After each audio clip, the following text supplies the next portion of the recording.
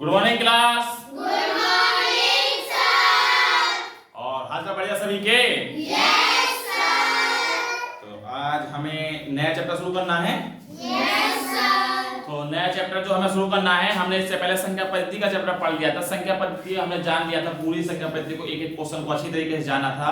संख्या पद्धति की प्रैक्टिस क्लास रह रही है। प्रैक्टिस क्लास में हम क्या करेंगे, तो हम सारे एक बुक ले लेंगे कोई सी, तो उसमें एक क्लास में, दो क्लास में, जितनी भी क्लास लेंगे उसमें हम एक बुक के सारे क्वेश्चन करा देंगे कि क्वेश्चनों को आखिरकार करते कैसे हैं, ठीक है ना।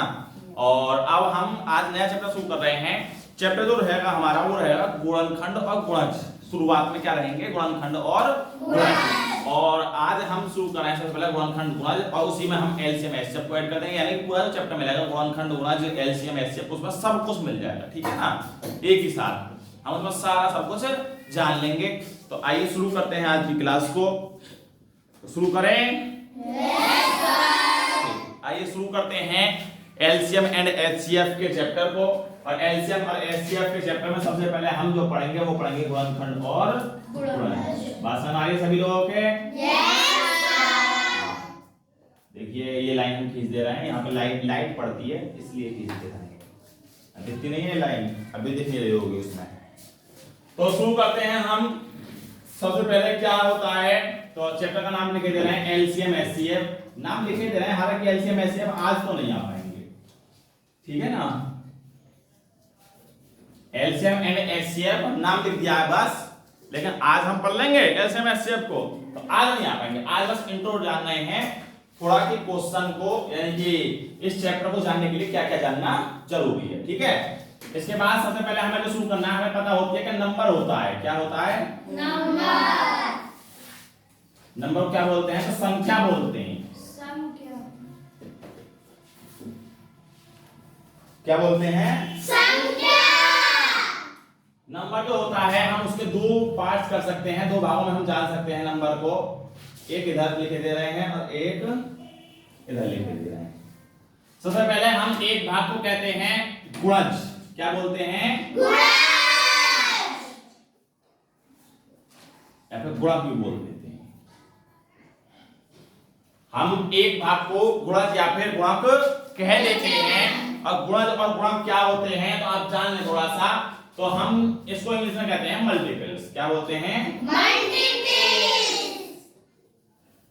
इसको हम बोलते हैं मल्टीपल्स। मल्टीपल्स क्या होते हैं, तो गुणक कहता है, गुणज कहता है कि गुणा करो, जो हमको दिया हुआ है उसमें गुणा करो। जैसे मान लो हमसे कहता है, ध्यान समझना सभी लोगों को, ठीक है ना। इधर हमसे कहता है मान लो 7 के गुणज निकालो, तो हम क्या करेंगे, तो गुणज का मतलब होगा गुणा करो। गुणा का मतलब है गुणा करो।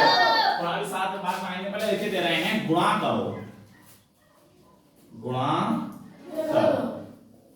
गुणक कहता है कि हमारे पास जो भी संख्या दी हुई है, जिसके भी गुणज निकालने के लिए कहा गया है उसमें गुणा करो। तो इसमें क्या करते हैं, एक होता है सेकंड पार्ट, अभी उसमें करने के बाद में आएंगे।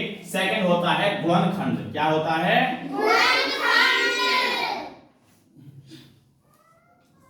सेकंड पार्ट होता है गुणनखंड।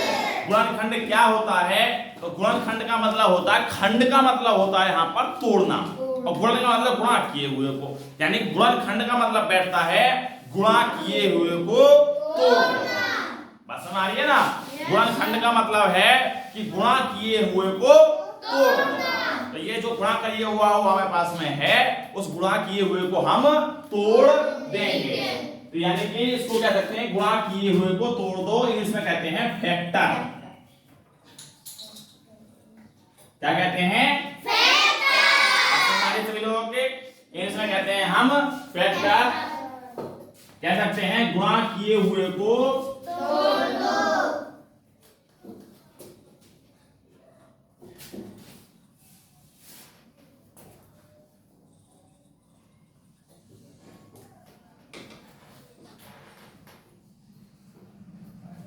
गुणा किए हुए को तोड़ दो। बात समझ आ रही है सभी लोगों के? Yes sir. अरे यहाँ क्या होता है, तो यहाँ तो करते हैं गुणा और यहाँ करते हैं गुणा किए हुए को तोड़ देते हैं। बात समझ आई यहाँ तक? इसके बाद में हमसे क्या कहता है, तो इसके बाद में हमसे कहेगा कि मान लो कहेगा कि 3 के गुणज निकालो, 3 के गुणज। तो भैया गुणज एक और बात बता दें हम, तो थोड़ा गुणज निकाल लें जब पता चलेगी उसकी। तो 3 के जब हम गुणज निकालने शुरू करेंगे तो 3 का पहला गुणज जाएंगे 3 गुणा 1, क्या कहता है गुणा करो, गुणज कहता है गुणा करो। तो गुणज जब कहता है गुणा करो तो हम गुणा कर देंगे, और गुणा करने के लिए हम क्या करेंगे, सबसे पहले 3 में 1 की गुणा कर लेंगे, 3 में 2 की गुणा करेंगे, 3 में 3 की गुणा करेंगे, 3 में 4 की गुणा करेंगे। यानी गुणा कहता है कि गुणा करो, सबकी करो, जितना हो सके। कहां तक कर सकते हैं, 4 की करो, 5 की करो, 6 की करो, 7 की करो, 8 की करो, 9 की करो, 10 की करो, 11 की करो, 12 की करो, 13 की करो, नहीं पता चल रही कहां तक करनी है। कोई एंडिंग थोड़ी ना गुणा की है, एंडिंग तो नहीं है। तो एंडिंग जब है नहीं तो गुणा करते चले जाएंगे हम कहां तक, अनंत तक। गुणा हमारी नहीं रुकेगी, गुणा होती चली जाएगी। तो गुणज कहां तक निकल सकते हैं, तो अनंत तक निकल सकते हैं। कहां तक निकल सकते हैं, जब यदि हम गुणज निकालना चाह रहे हैं किसी संख्या का, तो गुणज कहां तक निकाल सकते हैं, लास्ट बता सकता है कोई कहां निकलेगा, गुणज में लास्ट नहीं बता सकता। बात समझ आई नहीं आई, गुणज में लास्ट नहीं बताया जा सकता। तो इसलिए अनंत तक निकाल सकते हैं गुणजों को। सबसे पहला इसमें पूछा सबसे छोटा गुणज क्या होता है। यदि हमसे कहे कि सबसे छोटा गुणज क्या होता है,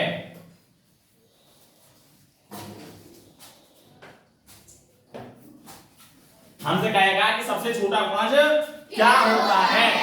तो सबसे छोटा गुणज क्या होता है, क्या होता है, क्या होता है। तो हम देख रहे हैं 3 में 1 की गुणा करते हैं, सबसे पहले 3 जीरो गुणा करते नहीं। यदि हमें गुणज निकालना है क्या जीरो गुणा करते हैं 3 में, तो 3 में जीरो गुणा नहीं करते हैं। तो सबसे छोटा गुणज क्या हुआ, 1 की गुणा कर रहे हैं। 1 नहीं है, 1 नहीं, जब 1 की गुणा कर रहे हैं तो 1 की गुणा करने पर क्या आता है, तो खुद वो संख्या आती है जिसके गुणज निकाल रहे हैं। तो सबसे छोटा गुणज क्या है हमारा, तो जिसकी हम 1 में गुणा कर रहे हैं, जिसके गुणज पूछे हैं उसमें 1 की गुणा कर दीजिए, सबसे छोटा गुणज आ जाएगा। बस हमारी समझ आई नहीं है, वो समझ लो। आवाज मंदी है इसका मतलब नहीं आ रही है, तो इसका मतलब समझिए। और मान लो हमसे कहता है 7 का सबसे छोटा गुणज होगा, तो जीरो लगा के गुणज बनते नहीं है, जीरो द्वारा गुणज बनते हैं, जीरो की गुणा करके गुणज नहीं बनते, गुणज बनते हैं जब हम 1 से गुणा करने शुरू करते हैं। तो 7 एकम 7, यानी कि सबसे छोटा गुणज कब बनेगा, जब हम 1 की गुणा उस संख्या में करेंगे। बात समझ आ रही है, सबसे छोटा गुणज कब बनेगा, जब हम उस संख्या में 1 की गुणा करेंगे तो हमारे पास में सबसे छोटा गुणज 7 आ जाएगा। यानी कि सबसे छोटा गुणज क्या होता है किसी संख्या का, वही होता है जिसके पूछे हैं। गुणज क्या होता है, सबसे छोटा किसी भी संख्या का जिसके गुणज पूछे हैं वही संख्या सबसे छोटा गुणज होती है। तो किसी संख्या का सबसे छोटा गुणज निकाला जा सकता है, इसका मतलब जी हाँ, किसी भी संख्या का सबसे छोटा गुणज निकाला जा सकता है। मान लो मैं कहूं 8 का सबसे छोटा गुणज क्या होगा, तो 8 का सबसे छोटा गुणज 8 होगा। 9 का सबसे छोटा गुणज क्या होगा, 10 का 10। बात समझ आई? तो किसी भी संख्या का सबसे छोटा गुणज वही संख्या अपने में होती है। बात समझ आ रही है? किसी भी संख्या का सबसे छोटा गुणज वही संख्या होती है, ये बात हमने जान ली है। तो इसके बाद में देखिए, अब हमसे कहेगा कि सबसे बड़ा गुणज बताइए। क्या बता सकते हैं सबसे बड़ा गुणज? नहीं बता सकते, क्योंकि भैया गुणज तो अनंत तक निकलते हैं, गुणज का अंत नहीं है, गुणज तो खत्म ही नहीं होंगे। बात समझ आ रही है? गुणज खत्म नहीं होंगे। अंत नहीं है। तो सबसे बड़ा गुणज निकाला जा सकता है किसी का? तो कहेंगे नहीं, सबसे बड़ा गुणज निकाला नहीं जा सकता। सबसे छोटा निकाला जा सकता है। किसी भी संख्या का सबसे छोटा गुणज वही संख्या होती है जिसके निकालना है। मान लो कह रहा 7 का सबसे छोटा गुणज 7, 8 का सबसे छोटा गुणज 8, 9 का 9, 10 का 10, 3 का 3, 11 का 11। इसका मतलब सबसे छोटा गुणज हम निकाल सकते हैं, परंतु सबसे बड़ा गुणज निकाल नहीं सकते। बात समझ आ रही है? Yes sir. इसके बाद कह रहा है कि बताइए 8 का दूसरा गुणज क्या होगा? तो दूसरा, तीसरा, चौथा वही होते हैं कि उसकी गुणा करो। मान लो हमसे कह रहा है कि 8 का दूसरा गुणज क्या होगा? तो 8 में 2 की गुणा कर दो, 16 आ गया 16। दूसरा गुणज क्या आया? 16 है हमारा दूसरा गुणज। बात समझ आ रही है ना? 16 हमारा दूसरा गुणज आ गया। कहता है कि 9 का तीसरा गुणज बताइए। 9 में 3 की गुणा कर दो और 9 गुणा 3 आ गया। तो किसी भी संख्या का सबसे छोटा या सबसे बड़ा गुणज वही संख्या, सॉरी, जिस संख्या जो गुणज पूछा है वो गुणज उतने की गुणा करने पर निकलता है। सबसे छोटा गुणज वही होता है, क्योंकि 1 का निकलता है ना सबसे छोटा। खिड़की बंद कर दो, लाइट आ गई।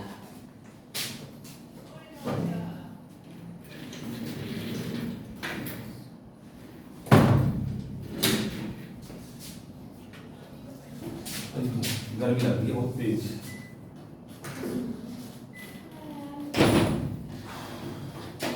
बस समझ आ रही है नहीं आ रही गुणज के? Yes sir. गुणज हमारा हम पूछते हैं, पूछता है भारत खड़ा हो जा। सबसे छोटा गुणज क्या होता है किसी का? जिसका पूछा हो उसका वही होता है। हाँ, जिसका पूछा है सबसे छोटा वही संख्या सबसे छोटा गुणज होता है। 10 का सबसे छोटा गुणज क्या है? 10 का 10, अच्छा, 5 का, 5, 7 का, 7 और 7 का सबसे बड़ा गुणज नहीं हो सकता। नहीं बताया जा सकता। नहीं बताया जा सकता। जी, बिल्कुल सही बात है। किसी भी संख्या का सबसे छोटा गुणज वही संख्या होती है और बड़ा गुणज नहीं बताया जा सकता। ठीक, बैठ जाइए। अच्छा, मतलब गुणज और गुणनखंड, गुणज समझ में आ गया ना? गुणनखंड तो नहीं समझाया अभी, तो गुणज समझ में आ गया। ठीक है, समझ में आ रही है? Yes sir. आइए अब आइए गुणनखंड को। हमने गुणज जान लिया, गुणज क्या बनते हैं, गुणा करने से बनते हैं। 3 गुणा 1 में करोगे 1 गुणा जाएगा, 3 गुणा 2 में करोगे दूसरा जाएगा, 3 गुणा 3 में करोगे तीसरा जाएगा, 3 गुणा 4 में करोगे तो 3 का चौथा जाएगा। इसका मतलब जो नंबर का गुणज पूछा है, जो स्थान का गुणज पूछा है, उस स्थान की मल्टीप्लाई कर देते हैं उस गुणज में। बात समझ आ रही है नहीं आ रही? Yes sir. इसके बाद में गुणनखंड को समझाते हैं। गुणनखंड क्या है? मान लो मेरे से कहता है 12 का गुणनखंड कीजिए। गुणनखंड का मतलब है गुणा किया हुआ है तुमने उसे तोड़ दो। गुणा किया हुआ है तुमने उसे तोड़ दो, और तोड़कर जो आएगा वो तुम्हारे पास जो बचेगा वो होगा गुणनखंड। बस समझ आई है? Yes sir. देखिए कैसे। मान लो कहता है 1 2, ये हम क्या लिखा है 1 2 3 हमने लिखना शुरू कर दिया अचानक। तो ये वो हैं जिनसे हम 12 में भाग देंगे तो शेष पर कितना बचेगा? शेष पर कितना बचेगा? 1 से 12 में भाग देंगे 12 बार जाएगा, शेष पर 0 बचेगा। 2 से हम 12 में भाग देंगे 6 बार जाएगा, शेष पर 0 बचेगा। और 3 से जब हम भाग देंगे तो 4 बार जाएगा, शेष पर 0 बचेगा। क्या हम 5 से भाग दे तो शेष पर 0 बचेगा? नहीं। 5 दूनी 10 होता है, लेकिन 2 शेष पर बच जाएगा। 6 से भाग देंगे तो शेष पर 6 दूनी 12 जाएगा और शेष पर 0 बच जाएगा हमारा। और 6 के बाद में आधे के बाद में सीधी वही संख्या आती है जिस संख्या के पूछ रहे हैं 12। तो गुणनखंड निकालने का तरीका क्या है? तो उन संख्याओं को लिखिए, गुणनखंड निकालते समय उन संख्याओं को लिखिए जिन संख्याओं से ये संख्या कट रही है। तो सारी संख्याएं लिखनी है। बात समझ आ रही है? Yes sir. एक एक चीज को समझते चलना है। अगर नहीं समझ में आएगा ना तो मैं बता रहा हूं पहले ही हम मेहनत कर रहे हैं समझाने में, इसका मतलब ये ना हो बाद में पता चले कि हमें तो समझ में ही नहीं आया जी। अगर पूछना है तो अभी पूछ लेना जहाँ समझ में ना आए, ठीक है ना, भूलना नहीं है चीजों को। बाद में पिटाई होगी अगर नहीं आएगा समझ में तो, और नहीं पूछा अब पूछ लो खूब। अगर बाद में हम पूछेंगे और नहीं बोला भारत तो पिटेगा, नहीं पिटेगा, पिटाई होगी। हाँ, इसलिए पूछना है अभी जो पूछना है, अगर हम पूछेंगे बाद में बताना चाहिए। तो 12 ये जो संख्याएं हैं ये क्या हैं? तो ये गुणनखंड हैं। कैसे गुणनखंड हैं? ये क्या होता है गुणनखंड? तो गुणनखंड वे संख्याएं होती हैं जिनसे ये कट जाए, जिनसे आगे वाली संख्या कट जाए। कल संडे है और प्लीज कल क्लास को बंक मत करना, ठीक है ना। हाँ, अगर तुमने कल क्लास छोड़ दी तो ये चैप्टर छूट जाएगा, फिर रोते रहना कि चैप्टर छूट गया हमारा। गर्मी लग रही है, पहले उसी का सामान छोड़ो।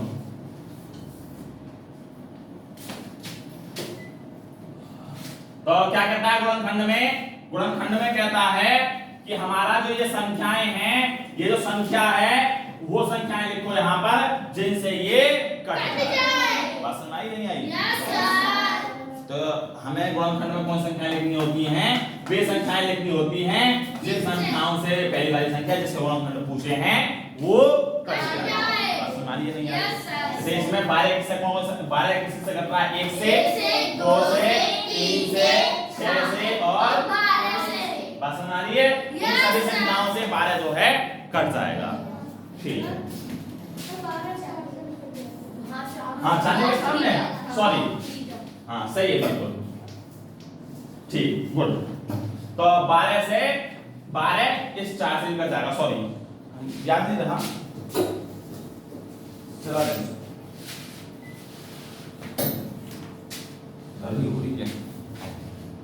आइए अब क्या होता है गुणनखंड? गुणनखंड हमने समझ लिया, गुणनखंड वे संख्याएं हैं जिनसे ये संख्या कट जाए। गुणनखंड क्या है? तो गुणनखंड वे संख्याएं हैं जिनसे ये संख्या कट जाए। इतनी बात समझ में आ रही है सभी के? Yes sir. जैसा हमने वहां देखा तो गुणनखंड कहां तक जाते थे? अनंत तक। गुणनखंड कहां तक जाते हैं? गुणनखंड जाते हैं उसी संख्या तक जिस तक पूछे हैं। गुणनखंड कहां तक जाते हैं? जिसके गुणनखंड पूछे हैं उसी संख्या तक गुणनखंड जाते हैं। बात समझ आ रही है? Yes sir.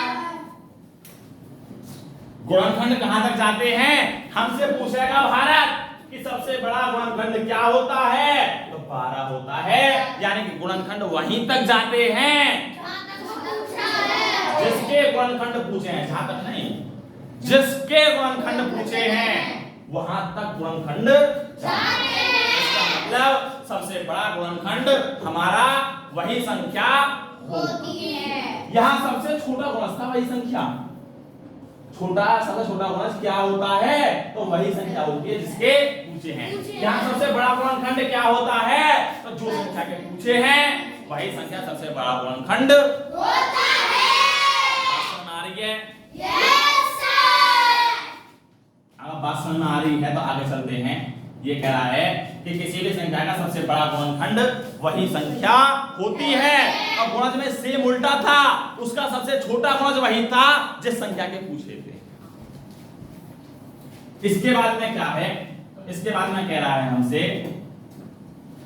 कि छोटा गुणज हमें देखते हैं, गुणनखंड, छोटा गुणनखंड।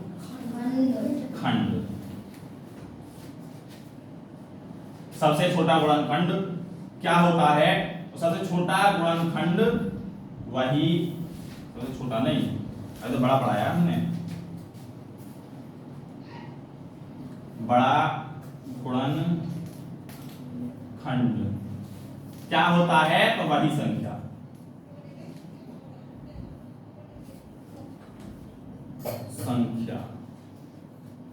ठीक है जी। सबसे बड़ा गुणनखंड क्या होता है? तो खुद वही संख्या होती है जिसके गुणनखंड पूछे हैं। बस में आई नहीं आई? Yes sir. तो इसका सबसे बड़ा गुणनखंड वही संख्या है जिस संख्या के पूछे हैं, और कहता है कि सबसे छोटा गुणनखंड क्या होगा। छोटा छोटा तो सभी का सेम होता है, और सबसे छोटा गुणनखंड किसी भी संख्या का सभी संख्याओं का क्या होता है, तो 1 होता है। ध्यान रखना है, सबसे छोटा गुणनखंड किसी भी संख्या का क्या होता है, तो 1 होता है। चाहे कोई भी संख्या हो, प्राइम नंबर हो, कंपोजिट नंबर हो, विषम संख्या हो, सम संख्या हो, कुछ भी हो, एक्स वाई जेड, किसी भी संख्या का सबसे छोटा गुणनखंड वही संख्या होती है, वो 1 होता है, छोटा गुणनखंड।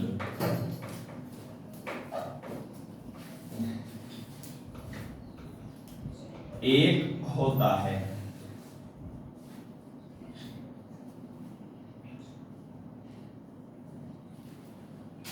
बस यस सर। एक काम करो, इसे फटाफट नोट डाउन करो, फटाफट। 2 मिनट का समय है तुम्हारे पास में।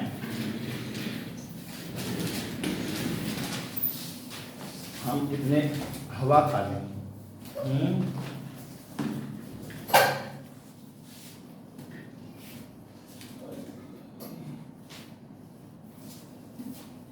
फटाफट नोट डाउन करो इसे।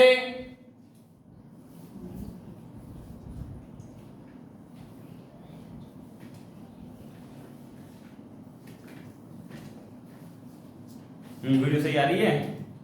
यस हैं?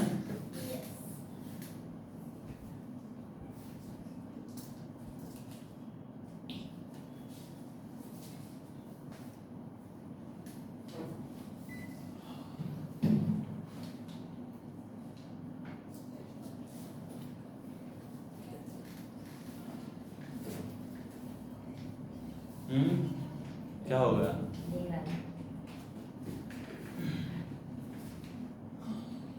लग गया तो हवा खाने के लिए बैठ गए।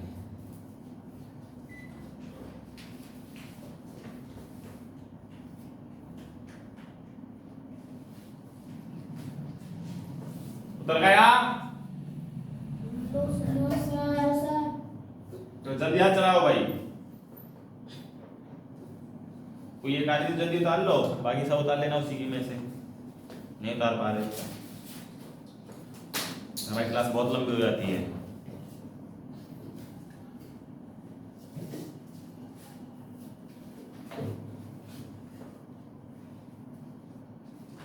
किसी भी संख्या का सबसे छोटा गुणज क्या होता है? वही होता है। वही होता है जिसकी पूछी पूछी गई हो। हो। Very good. और किसी भी संख्या का सबसे छोटा गुणनखंड क्या होता है? हाँ, 1। तुझको नहीं पता कुछ भी? कौन सी दुनिया में है? हैं? इतना समझा रहे हैं, चीख चीख कर सो रहा है।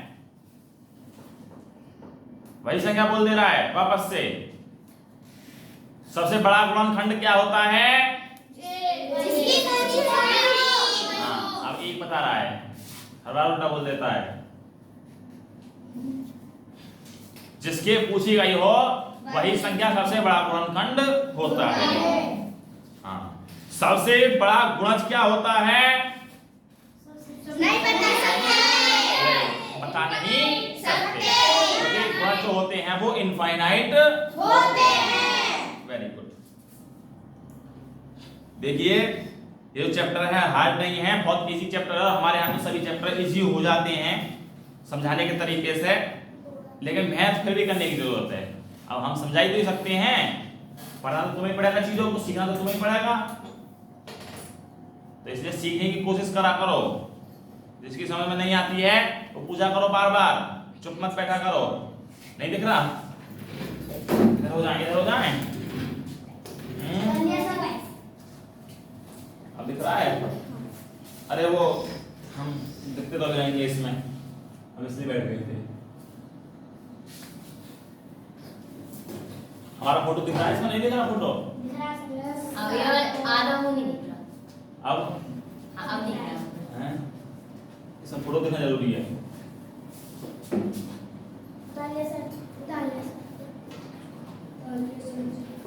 उतार सर जी।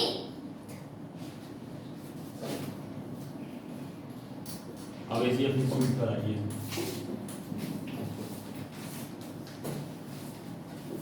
हो गया? Yes sir. ठीक। अब आगे चलते हैं, ठीक है ना? Yes sir. देखिए गुणज की चर्चा करेंगे पहले आगे चलते हुए। और गुणज के बारे में क्या चर्चा करनी है अब हमको, तो गुणज लिखते हैं सबसे पहले यहाँ मल्टीपल्स बोलते हैं इंग्लिश में। कोई इंग्लिश मीडियम वाला हो तो समझ जाना, मल्टीपल्स बोलते हैं गुणज को इंग्लिश में।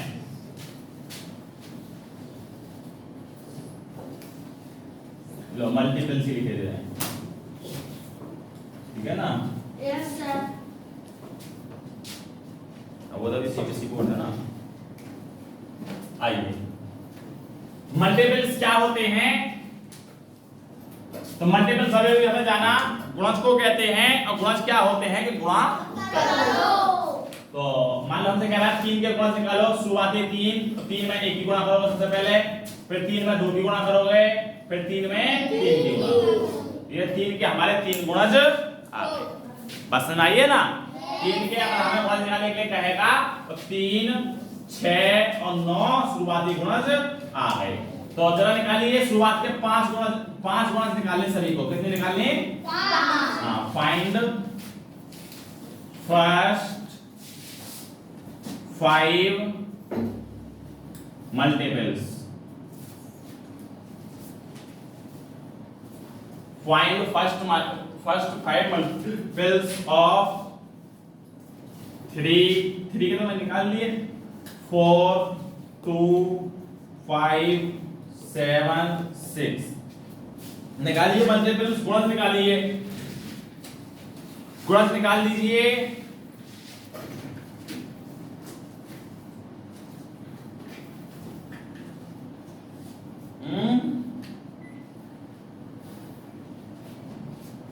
अब तो पसीना सूख गया, लाइट भागने से पसीना आ रहा है ना।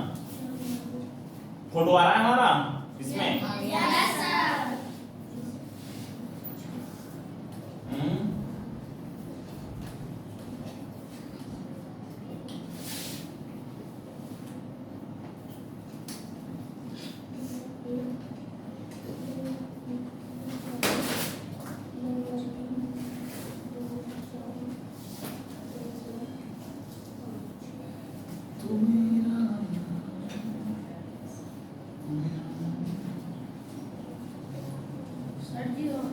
हो गए सभी के निकल गए multiples. Find first 5 multiples of 4 2 5 7 6। चलो भाई निकाल दे मल्टीपल्स। वोल्टेज बढ़ो, देखो इसके 5 मल्टीपल्स निकालने हैं तो थोड़ा आवाज तेज, ठीक है ना, ताकि वीडियो में बच जाए। इसके 5 मल्टीपल्स निकालने हैं तो 4 के 5 मल्टीपल्स कैसे निकालेंगे, तो 4 मल्टीप्लाई 1 ये आ गया 4, ऐसे ही। तो एक आ जाएगा 8, 1 12, 1 16 और 1 20, ठीक है।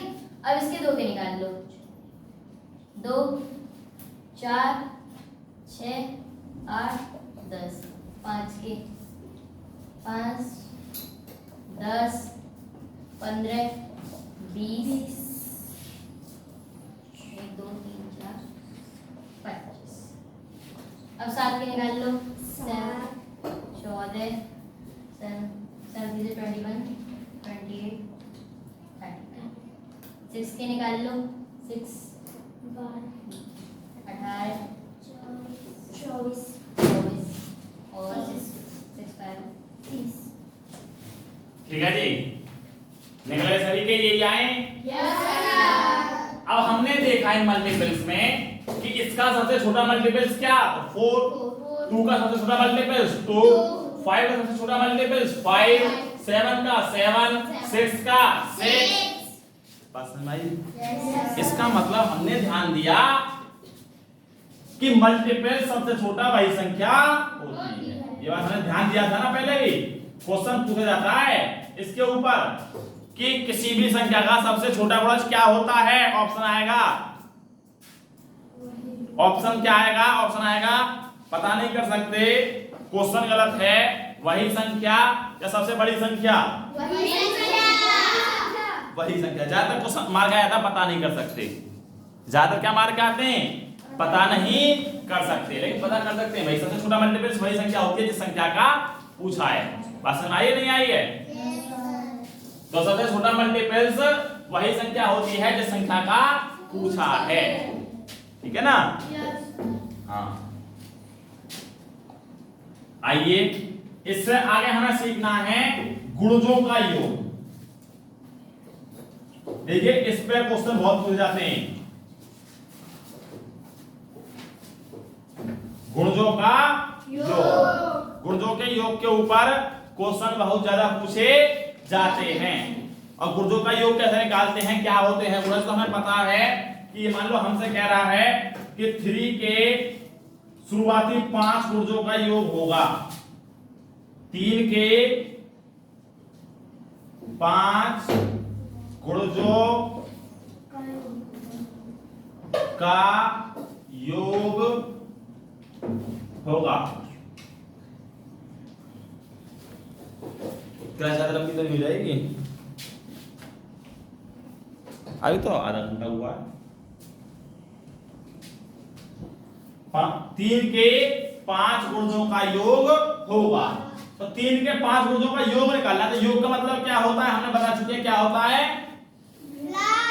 प्लस यानी कि जोड़। 3 के गुणज निकाल लो। सबसे पहले 3 6 9 12 15 और कह रहा है योग निकालिए, तो योग का मतलब इन्हें जोड़ देना है। अरे गुणज क्या होता है? गुणज पढ़ाई होता है एक प्रकार से, देखने गए 3 एकम 3 3 दूनी 6 3 तिया 9 3 चौक 12 3 पंजे 15 पढ़ा तो ये। तो गुणज क्या है? पढ़ा है, क्या कर रहा है? योग निकालिए। तो योग निकालने के लिए क्या करेंगे? इनका 3 प्लस 6 करेंगे, इसमें 9 9 9 18 18 और 12 30 30 10 40 40 5 45 योग आ गया 45। एक तरीका तो यो है कि सीधा सीधा लिखो गुणजों को और गुणजों का योग निकालो। बस समझ आई? एक तरीका, फर्स्ट तरीका क्या है? पहला तरीका कि गुणजों को लिखो और गुणजों का योग निकालो। दूसरा तरीका एक फॉर्मूला है, क्या है? तो मान लो x दे रखा है, x के गुणज क्या होंगे, x के फर्स्ट 5 गुणजों का योग क्या होगा। तो जितने गुणजों का योग पूछा है इतने तक की संख्या सारी जोड़ लो। 1 प्लस 2 प्लस 3 प्लस 4 प्लस 5। दिखाई दे रहा है उधर से? यदि हमसे कहता है कि x के 5 गुणजों का योग क्या होगा, तो 5 तक की सारी संख्याएं जोड़ दीजिए।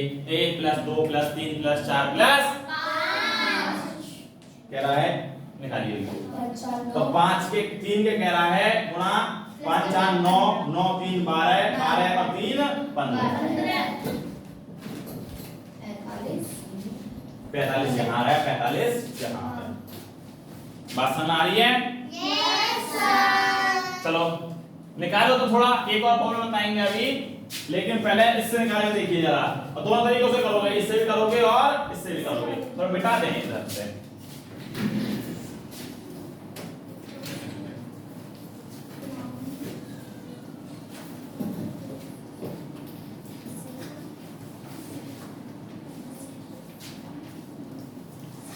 एलसीएम एचसीएफ पर अभी हम नहीं आ रहे हैं, ये बात पता है सभी को?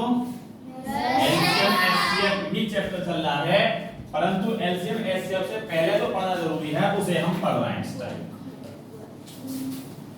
तो निकालिए 7 के प्रथम 5 गुणजों का योग होगा। करिए 7 के प्रथम 5 गुणजों का योग होगा।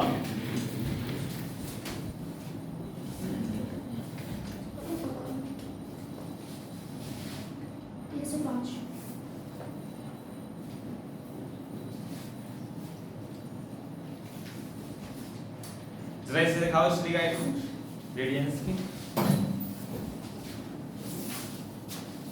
इसी में से कराएंगे हम क्वेश्चन, ठीक है ना। किसके? संख्या पद्धति। संख्या पद्धति के। हालांकि 2023 की है, हम 24 की तैयारी कर रहे हैं, लेकिन क्वेश्चन हम इसी में से कराएंगे, कहीं नई आई नहीं है ना। हम प्रैक्टिस रखेंगे 2 क्लासों में तो कर ही देंगे, 2 घंटे कर लेंगे 2 क्लास। पॉसिबल होगा तो 2 घंटे में हो सकता है सारे भी हो जाएं, और वैसे होंगे नहीं, ये 104 क्वेश्चन करीब हैं इसमें। हो गया सर जी।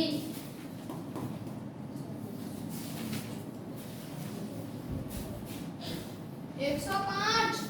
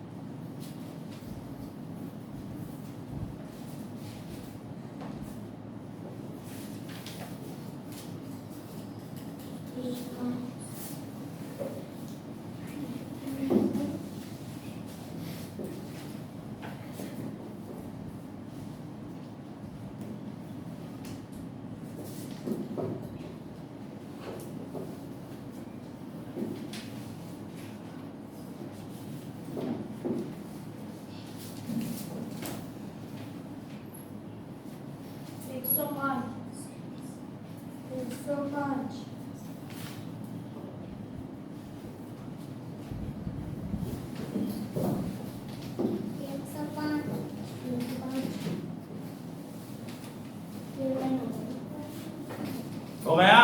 यस। चलो ठीक है। आइए, क्या कह रहा है ये कह रहा है कि 7 के प्रथम 5 गुणजों का योग होगा। तो हमें पता है 7 के प्रथम 5 हैं, 7 एकम 7, 7 दूनी 14, 7 तिया 21, 7 चौक 28, 7 पंजे। हालांकि एक तरीका तो ये है कि तुम गुणजों को लिखो और उनके सभी बैठ के आराम से जोड़ कर लो। तो हम कर लेंगे तो जोड़ लेंगे। एक तरीका तो ये है, अभी बताया मैंने थोड़ी देर पहले। एक तरीका है कि आप कैसे कर सकते हैं, तो 7 के गुणे 7 बाहर लिख लीजिए। कितने गुणे? प्रथम 5, 1 प्लस 2 प्लस 3 प्लस 4 प्लस 5। ये करिए और इनको जोड़ लीजिए। तो हमने अभी तो जोड़ा, वहां पर 15 आता है, इनको जोड़कर फिर गुणा 7, 15 सत्ते 105 आ गया। वाह, ये गुणजों का योग कितना आ गया? 105। बस समझ आ रही है नहीं आ रही? Yes sir. ठीक, गुणजों से आगे चलें अब। Yes sir. अच्छा, कोई पूछे हमसे क्वेश्चन में ये कहे कि कुल कितने गुण निकाले जा सकते हैं, तो कोई बता सकता है? कुल कितने गुण निकाले जा सकते हैं? नहीं पता कर सकते क्या? अनंत होते हैं गुणज। तो गुणज कितने होते हैं? इनफाइनाइट लिमिट होती है, वो खत्म ही नहीं होते हैं गुणज। बात समझ आ रही है ना? यदि एक बार शुरू हुए तो खत्म नहीं होते, तो गुणज खत्म होते ही नहीं है। तो इसलिए देते हैं प्रथम 10, प्रथम 5, प्रथम 6 गुणजों का योग। तो इसलिए जब खत्म ही नहीं होते हैं तो कैसे पता करोगे कितने होते हैं? गुणनखंड पता कर सकते हैं, उस पर आ रहे हैं, ठीक है ना? गुणनखंड, गुणनखंड क्या सिखाया हमने? बता दें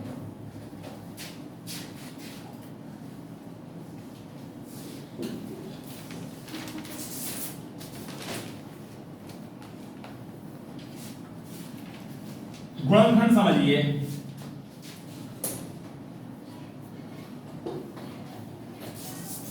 अच्छा, कोई बताएगा कि सबसे छोटा गुणनखंड क्या होता है किसी संख्या का? वही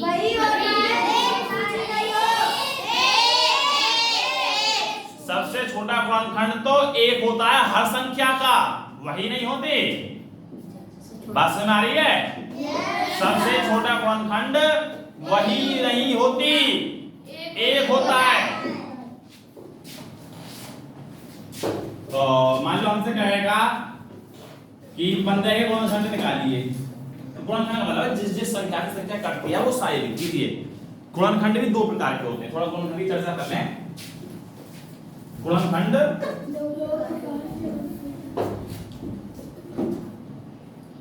एक होते हैं अभाज्य गुणनखंड,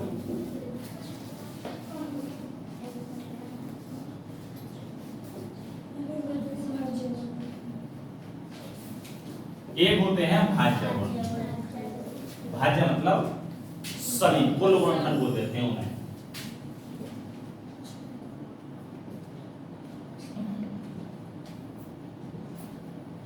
एक होते हैं कुल गुणनखंड और एक होते हैं अभाज्य गुणनखंड। बात समझ आई? अच्छा, अभाज्य गुणनखंड क्या होते हैं तो इसे हम सीखेंगे बाद में। अभी जो चर्चा करेंगे हम कुल गुणनखंड का नाम करेंगे, और कुल गुणनखंड का मतलब है सारे गुणनखंड। कुल का मतलब क्या है? सारे गुणनखंड, जितने भी गुणनखंड बन सकते हैं उसके, यानी जिन जिन संख्याओं से वह संख्या कटती है उन्हें सबको लिख दो। मान लो कैसे, तो 12 के लिखेंगे, 12 के मतलब देखो 12 के हम पहले लिखा चुके हैं। 15 कहता 15 के कुल गुणनखंड लिखिए, तो 15 के जिस समय हमसे कुल गुणनखंड निकालने के लिए कहेगा तो उस समय वो सारी संख्याएं लिखनी है जिनसे 15 कटता है। कौन सी संख्या लिखनी है? जिनसे 15 कटता है। तो ये तो हमारा निश्चित है कि सबसे छोटा गुणनखंड 1 होता है। फिर 3, 2 से नहीं कटेगी, 2 15 दे 2 से 2 8 16 5, फिर 7 से नहीं कटेगा। ये हमारे गुणनखंड हो गए कुल। 15 के अलावा किसी और के लेना, थोड़ा सा ये अजीब सा हो गया। 18 के लेना, चलो 1 2 3 6 4 भी है। हाँ सॉरी, 4 है ही नहीं, सही कह रहे हो। हाँ 5 नहीं है, 6 और 8 नहीं है, 9 और आधे के बाद में सीधा वही आता है। फिर आधे के बाद कुछ आता ही नहीं है, ठीक है ना। उस संख्या का आधा आ जाए तो वही आता है फिर। तो ये हमारे कुल गुणनखंड हो गए। इसका सबसे छोटा गुणनखंड 1, सबसे बड़ा गुणनखंड वही संख्या। सबसे छोटा गुणनखंड 1, सबसे बड़ा गुणनखंड खुद वही संख्या जिसके बस समझना है इसका मतलब। आइए, अभाज्य गुणनखंड कुल गुणनखंड हो गए। इसके बाद में अभाज्य गुणनखंड समझाने हैं, लेकिन अभी नहीं समझाएंगे। कुल गुणनखंड हमने समझा दिए। चलो निकालो कुल गुणनखंड, फिर उसके बाद में सिखाते हैं कुछ आगे, या फिर अभाज्य गुणनखंड कल कराएंगे। अब कुल गुणनखंड थोड़े से क्वेश्चन कर लेते हैं, कुल गुणनखंड निकाल कर। चलो करो। 15 कितना हमने निकाल दिए, 21 24 और 34 25। चलो इनके कुल गुणनखंड निकालो और लिख लो 52 लिख लो, 52 निकालिए कुल गुणनखंड। इनके कुल गुणनखंड होंगे, सही करके बताने कौन कौन से और कितने होंगे। कितने कुल गुणनखंड होंगे और कौन से, निकालिए कौन कौन से कुल गुणनखंड कितने होंगे।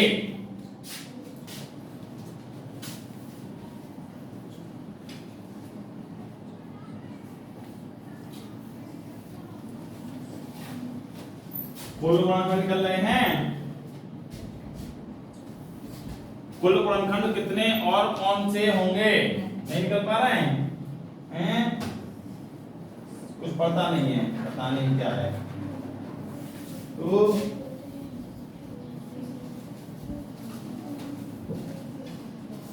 सबसे पहले 52 के निकाल रहा है, निकालो चलो।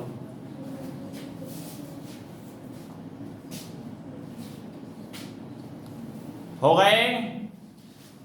नहीं हो पा रहे हैं?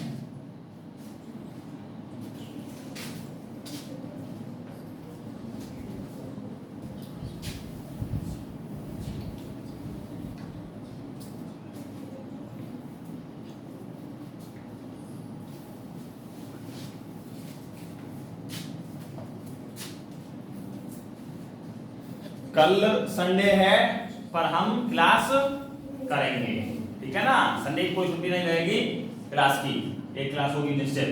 दोपहर वाली जो हम लेते हैं उसे नहीं लेंगे, जो हम सुबह वाली लेते हैं उसे लेंगे, 9 बजे से लेंगे इसे।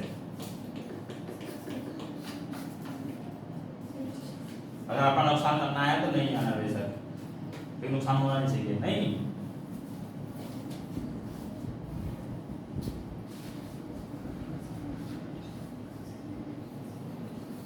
चलिए गुणनखंड हो गए होंगे उम्मीद है, नहीं हो पा रहे हैं,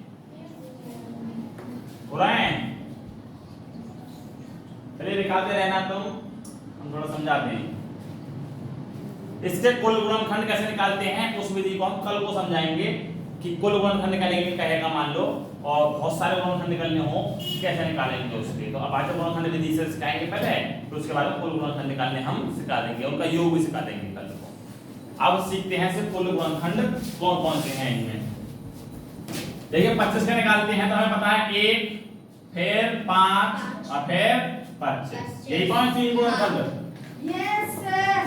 34 का निकालते हैं तो 1 और 2, 3 से नहीं कटेगा 17 ही आएगा, 17 और फिर 34। फिर 24 का निकालते हैं तो 1 2 6 4 24, 4 6 24, 4 3 से नहीं कट रहा, वेरी गुड, 3 4 6 6 के बाद में हैं 8 भी आ रहा है, वेरी गुड, 8 के बाद में 12 और फिर 24, बस समझ आई है। इसके बाद में 21 का निकालते हैं तो 1 3 7 और 7 21, 21 से आएगा काफी, तो 52 का निकालते हैं तो 1 2 के बाद में 4, वेरी गुड, 13 और 26, वेरी गुड।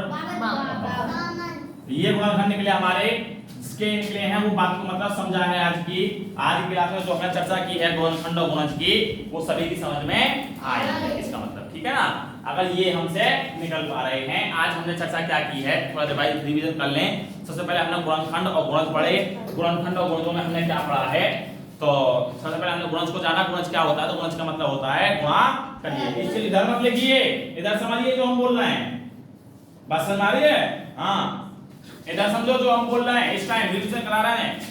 तो गुणनखंड और गुणज हमने 2 हिस्सों में पढ़े, नंबर को हम 2 हिस्सों में बांटते हैं, गुणज और एक गुणनखंड। गुणज जो होते हैं हमारे उनको बोलते हैं गुणक दूसरे नाम से, और कहते हैं कि गुणा कर। और गुणनखंड जो होते हैं, खंड का मतलब होता है तोड़ना, यानी गुणा किए हुए को तोड़ दिया हमने। अच्छा गुणज में हमने देखा सबसे छोटा गुणज किसी भी संख्या का क्या होता है, तो खुद वो संख्या होती है जिसका गुणज पूछा है। तो किसी भी संख्या कहता है सबसे बड़ा गुणज क्या होता है, गुणज क्या होता है, तो नहीं पता कर सकते, क्योंकि इनफाइनाइट सबसे इनफाइनाइट तक गुणज जाते हैं, तो पता नहीं कर सकते किसी भी संख्या का सबसे बड़ा गुणज क्या होगा। गुणनखंड की चर्चा करें तो कहता है कि सबसे छोटा गुणनखंड क्या होता है किसी भी संख्या का, तो 1 होता है। एक क्या है, तो किसी भी संख्या का सबसे छोटा गुणनखंड है। क्वेश्चन पूछा जाएगा कि किसी भी संख्या का सबसे छोटा गुणनखंड क्या है, तो हम बोलेंगे कि 1 है। और यदि हमसे पूछता है कि सबसे अच्छा गुणनखंड के सबसे बड़ा पूछेगा, सबसे बड़ा गुणनखंड किसी भी संख्या क्या होता है, तो उसी संख्या का वही गुणनखंड होता है जिसके पूछे हैं। यदि 52 के पूछे हैं गुणनखंड कि सबसे बड़ा गुणनखंड क्या होगा 52 का, तो 52। बात सुनाई इतनी। फिर हमने गुणजों को निकालना सीखा, गुणज कैसे निकालते हैं, गुणा करते हैं। मान लो 3 तक के गुणज पूछे हैं कि शुरुआती 3 गुणज क्या होंगे किसी भी संख्या के, तो 3 तक की गुणा कर देंगे, पहले 1 की फिर 2 की और 3 की, यानी कि पहाड़ा होता है ऐसा। यदि हमसे पूछता है 11 के शुरुआती 3 गुणज क्या होंगे, 11 और 12, तो कहेगा कि 11 22 और 23। ऐसे गुणनखंड निकालने सीख लिया हमने। सबसे बड़ा गुणनखंड 1 होता है, सबसे बड़ा गुणनखंड किसी संख्या का वही संख्या होती है। तो समझ में आई सभी क्या? यस। आज क्लास कैसी लगी सभी को? Yes sir. कैसी लगी आज की क्लास? यस सर नहीं पूछ रहे हैं हम। आज की क्लास कैसी लगी? अच्छी लगी, बुरी लगी, बहुत ज्यादा बुरी लगी, अच्छी लगी? ठीक है, समझ में आना चाहिए बात, ठीक है ना। अच्छी और बुरी का मतलब नहीं है, अगर बात समझ में आती है तो उसी के लिए अच्छी हो जाती है, अगर किसी की बात समझ में नहीं आ रही है तो उसी के लिए बुरी हो जाती है। तो इसलिए क्लास जो होती है, देखो टीचर जो होता है सभी को एक ही शिक्षा देता है, ठीक है ना। जो किसी भी क्लास का टीचर होता है सभी बच्चों को एक ही शिक्षा देता है, लेकिन वो बच्चे के ऊपर होती है कि बच्चा उसे कितना कैच करता है। नहीं, बच्चे के ऊपर होता है सिलेक्शन लेना, टीचर के हाथ में इतना नहीं है। टीचर के हाथ में है चीजों को समझाना। हमने समझाना कि चीजों को, तो यदि हम चीजों को समझा पा रहे हैं और तुम्हारी समझ में आ रही है तो इसके बाद मेहनत तुम्हें करनी है। तुम्हें क्वेश्चन ढूंढना है कि आखिर क्वेश्चन कहां से लगाएं इसका। नहीं, बात समझ आई ना। क्वेश्चन हमने ढूंढ के देंगे, क्वेश्चन तुम्हें खुद ढूंढना है। फिर इसके बाद में अब जैसे हमने पढ़ा दिया ये, तो तुम्हें खुद ढूंढना है यहां से कि क्वेश्चन हम कौन सा करें इस टाइम जो हमारे क्वेश्चन रिलेटेड है। गुणज के सम का क्वेश्चन करो बैठ के, नहीं, तुम्हारे लिए खुद मेहनत करनी है इस टाइम कि अब हमें सर ने पढ़ा दिया कि अब हम कौन सा क्वेश्चन लगाएं जो उसका बेस है। अगर तुम उन चीजों का रिवीजन करते हो तो निश्चित तौर पर तुम्हारे दिमाग में वो चीजें सेट हो जाती हैं। नहीं, अगर हमने पढ़ा दिया तुम कल को वापस से यहीं बैठे आकर और हम फिर आगे को शुरू कर देते हैं तो फिर सोचोगे हाँ पढ़ाया तो हाँ कल, लेकिन पता नहीं क्या पढ़ाया, तो उसे भूलना नहीं है सबसे बड़ी बात।